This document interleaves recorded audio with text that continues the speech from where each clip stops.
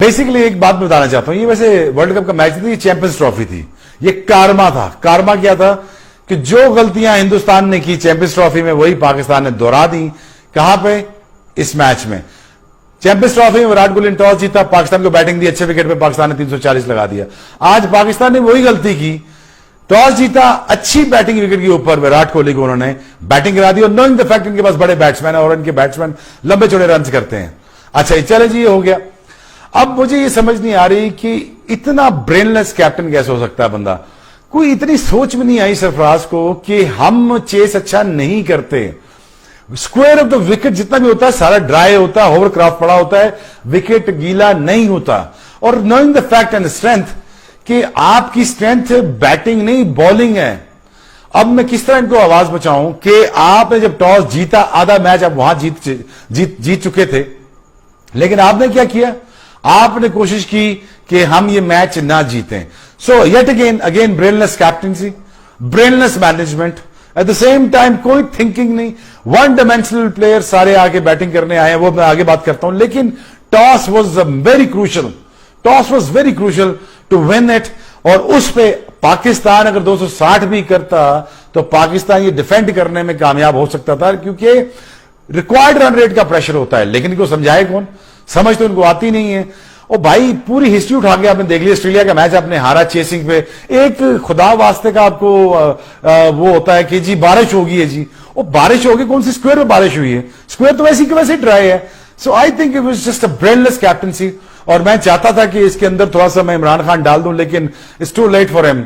और yet again हमारी bowling, चलें गलत डिसीजन हो गया, इसको ठीक करना है हमने। Hasan Ali run of the mill Wagah border के ऊपर छलांगे छलांगे मारते हैं, जब जोर लगाने का वक्त आया था तो यहां करो ना, आप वहां पे वाघा बॉर्डर के ऊपर छलांगे मार रहे हो, आप यहां करो आके बॉलिंग, आप यहां जोर लगाओ, आप यहां पे आके लेंथ बॉल करो, सारी की सारी शॉर्ट पिच डिलीवरी कर दी है। देखो ये चीजें करने तब अच्छी लगती हैं जब आप 6-6 7-7 आउट करते हैं। आपने आके 82-84 रन खा लिए हैं। तो एक तो मुझे उसकी समझ नहीं आई कि वो किस माइंडसेट से खेल रहा है। उसका माइंडसेट यही है एक कि मैं T20 का प्लेयर बॉलर बनता जाऊं, PSL में खेलता जाऊं, PSL में कॉन्ट्रैक्ट मिलते जाएं, और बस पाकिस्तान के लिए आज 4था-5वां मैच है और हालत देख लें आप, ना पेस आ रही है, ना स्विंग है, ना कुछ है। I am really failing to understand what he wants to achieve, और क्या उसने ये फैसला कर लिया कि सिर्फ T20 खेलना है। दूसरा देखें, 3 विकेटें ले लेना 300 के बाद कोई बड़ी बात नहीं है, 5 विकेटें ले लेना 340 रन करा के कोई बड़ी बात नहीं है। मैं चाहता था आमिर के आमिर बोल्ड वेल, लेकिन फिर भी वो परफॉर्मेंसेस वो नहीं है जैसे इसी ग्राउंड में मैंने 3 आउट किए थे और सईद अनवर ने 100 किए थे। मैन ऑफ द मैच मुझे दिया था क्योंकि मैंने मैच विनिंग बॉलिंग की थी, क्योंकि मैंने उस कंडीशन में बॉलिंग की थी जहां पे अगर मैं आउट ना करता तो न्यूजीलैंड मैच जीत सकता था। और फिर हिस्ट्री भी इसी ग्राउंड की यही बताती है कि हमारे पास इंजमाम, यूसुफ, सईद अनवर, वजात और ये शाहिद अफरीदी, सारे सलीम मलिक, ये सारे बड़े बैट्समैन थे हमारे पास। इसी ग्राउंड में 99 में 227 करना था, हम वो भी चेज नहीं कर पाए। सो हमारी हिस्ट्री नहीं चेसिंग की। और जब टॉस जीत के मौका मिल गया था तो खुदा के बंदे जाके अंदर 240 करता या 50 करता और कोई पता नहीं 300 हो जाता। तो 300 होता तो मैं देखता हिंदुस्तान कैसे करता। लेकिन येट अगेन ब्रेनलेस कप्तानी और बिल्कुल ही एक जिसे पंजाबी जबान में कहते हैं बिल्कुल रलू कटा नजर आया हमारा कप्तान। So I think it's very saddening और disheartening performance by Pakistan team captain. और मैं इसलिए कह रहा था कि यूज कर लो अपने दिमाग को, लेकिन उसने कोशिश की कि मैंने यूज नहीं करना। अब आई थिंक जब हिंदुस्तान खेलने आया तो I think you must say that कि हिंदुस्तान रोहित शर्मा ने बहुत ही तगड़ी, बहुत ही बेहतर बैटिंग की। जब उसको प्लेटफॉर्म मिला जैसे फखर जमान को मिला था, उसने 124 कर दिया। ठीक है जी, उसने 150 करना होता है 100 के बाद। रोहित शर्मा ने जब वो 100 करता है तो लंबा चौड़ा 100 करता है। हमें जब प्लेटफॉर्म मिलता है तो हम क्या करते हैं? 62 के बाद आउट। दूसरा, बाबर आजम के सब बार कहते हैं कि बहुत बड़ा बैट्समैन है। मुझे ये बताएं रोटेशन ऑफ द स्ट्राइक का है। वो कहते हैं जी विराट कोहली हमारे फेवरेट है। तो विराट कोहली 25 रन करता है, उसमें 15 सिंगल होते हैं, 2 चौके होते हैं। अगर विराट कोहली को आपने फॉलो करना तो उनकी बैटिंग की पैटर्न तो फॉलो करें ना। तो बाबर आजम कहते हैं मेरे आइडियल वो हैं, खेलते हैं वो किसी और तरीके से हैं। पर ये शॉट भाई रोटेशन ऑफ द रिस्ट किधर है? रोटेशन ऑफ द स्ट्राइक कहां है? टैप करके भागना किधर है? वो कोई पता नहीं है. सो आई थिंक उनको इतना बड़ा बैट्समैन बना देना, I think I am just failing to understand that. और एक match winning performance Babar Azam मुझे नजर नहीं आई. So very disheartening once again. अच्छा, अब आ जाते हैं इमाम पे. भाई देखें, एक बंदे के पास एक टेक्निक है ही नहीं, ठीक है. उसको कवर ड्राइव मारते हुए किसी ने आज तक देखा है कि कवर ड्राइव अच्छा मारता हो? नहीं मारता. वो भाई एज ओपनर कवर ड्राइव नहीं मार सकता. सारा ग्लास पे खेलता है, ग्लांस कर रहा है, ग्लांस कर रहा है, ग्लांस कर रहा है. वो ग्लास पे क्रिकेट थोड़ी होती है. एक नॉन स्ट्राइकर, एक नॉन रेगुलर फास्ट बॉलर से वो आउट हो गया. अब ये खुद सोचो कि जब ये दोनों खेल रहे थे, non regular bowler Bhuvneshwar Kumar unfit हो गया, तो जब नॉन रेगुलर बॉलर आया तो उसको तो स्ट्राइक करो. उस पर भी स्ट्राइक नहीं हो रहा, ना रोटेशन ऑफ द स्ट्राइक हो रही है, ना सिंगल बन रहे, ना डबल बन रहे हैं. उसके विराट कोहली उसके ओवर निकलवा रहा है, आप उसके ओवर निकलवाने दे रहे हैं. सो मेरी समझ से बिल्कुल बाहर है भाई. बिल्कुल मुझे समझ नहीं आता कि पाकिस्तान टीम किस माइंडसेट के साथ खेलती है, या शायद हम गलती कर रहे हैं. मेरे ख्याल में हम गलती कर रहे हैं. हम एवरेज प्लेयरों से एक्स्ट्रा ऑर्डिनरी एक्सपेक्ट कर रहे हैं, जो शायद ये ना हो. और वैसे हम अपना खून सुखा रहे हैं कि शायद ये कुछ कर जाएं. लेकिन इट्स वेरी डिसहार्टनिंग. बड़ा अफसोस हुआ, और अफसोस के साथ साथ मुझे दुख भी हुआ कि पाकिस्तान एक अच्छा भला मैच हाथ में आ सकता था टॉस जीत के, वो पाकिस्तान ने हाथ से गवा दिया. और वहां पे अगर पाकिस्तान कहीं टॉस जीत के बैटिंग कर जाता, यहां पे 320 लगा होता, तो फिर मैं देखता कि हिंदुस्तान पे प्रेशर कैसे ना होता. लेकिन हमारी मैनेजमेंट इंतहाई दर्जे की बेवकूफ है. और कप्तान तो बिल्कुल जैसे मैं क्या करूं, वो बिल्कुल मामू बना हुआ है मैनेजमेंट के सामने.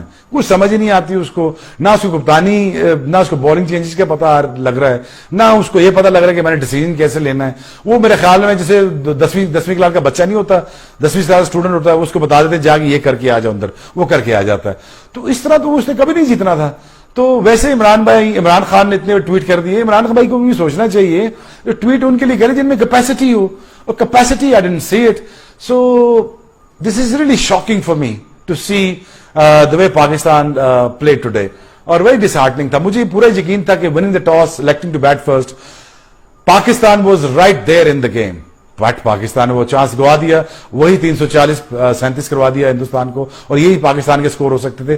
चैंपियंस ट्रॉफी का आइडेंटिकल कारमा हुआ, ये जो हुआ है, ये बिल्कुल कारमा हुआ है. सो मैं समझता हूं कि Pakistan played very poorly. Shoaib Malik, senior players बड़ा कहते हैं जी हमें एक्सपीरियंस चाहिए वर्ल्ड कप में एक्सपीरियंस चाहिए. भाई खाक चाहिए एक्सपीरियंस. एक्सपीरियंस तब होता है ना जी कि जब कोई परफॉर्मेंस करके दे. हम कोई एक्सपीरियंस प्लेयर थोड़ी थे. मेरा, रजाक का, अफरीदी का, सकलैन का, सबका पहला वर्ल्ड कप था कि हम फाइनल तक नहीं पहुंचे 99 के, कि हमने पूरी टीमें नहीं उड़ाई एक दफा.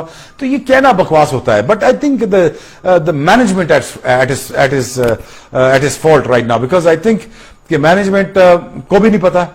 सरफराज इज क्लूलेस, और दूसरा Mickey Arthur is just it's really disappointing कि मिकी आर्थर जैसा बंदा बैठा हुआ है वहां पे, और उसको पता ही कख नहीं, हंसता रहता है या गुस्सा कर लेता है.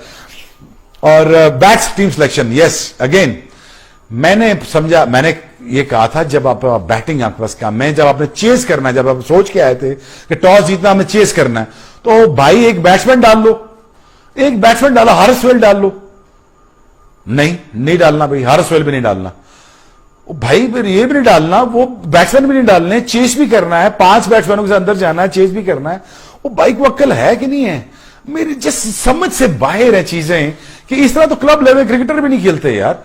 सो आई थिंक कि हम यहां बैठे हुए चीखे मारे समझा रहे हैं, फोन करके बता रहे हैं कि भाई इस तरह कर लो चेंजेस, ये चेंजेस कर लो, उसकी टोटली ऑपोजिट चेंजेस कर देते हैं. सो एक तो चेस करना था, बैट्समैन नहीं खिलाया आरएसवेल को, आसिफ अली को.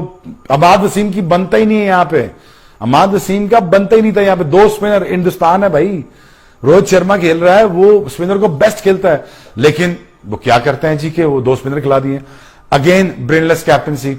So it's really disappointing. I'm really angry. I'm really frustrated in terms of कि पाकिस्तान टीम ने कोई दिमाग यूज नहीं किया और कोई अकल यूज नहीं की. There is no captaincy. There was no captain and there was no team effort and there was nothing जो planned नजर आया मुझे.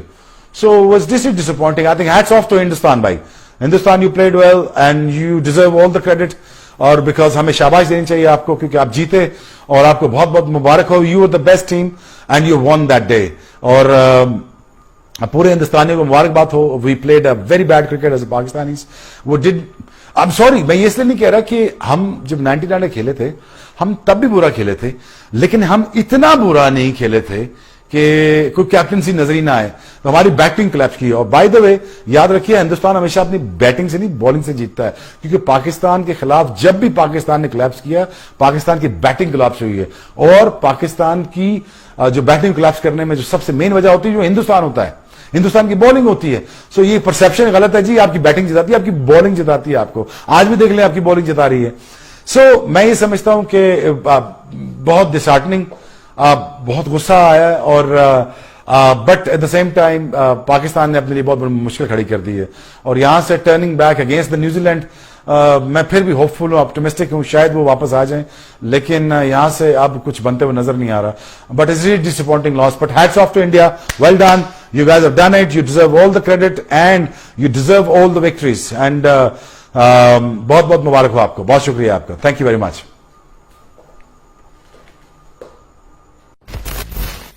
Doctor Syed health centre.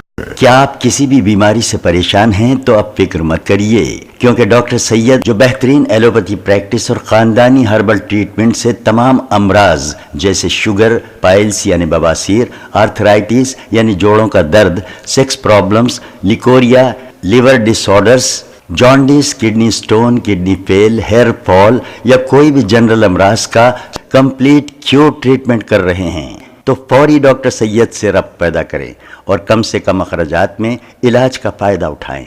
Appointment लेने के लिए कांटेक्ट करें doctor Syed clinic, Salus diagnostic centre, बिसेट्स डी मार्ट, हैदरगुड़ा, हैदराबाद। कॉन्टैक्ट 79893 76363।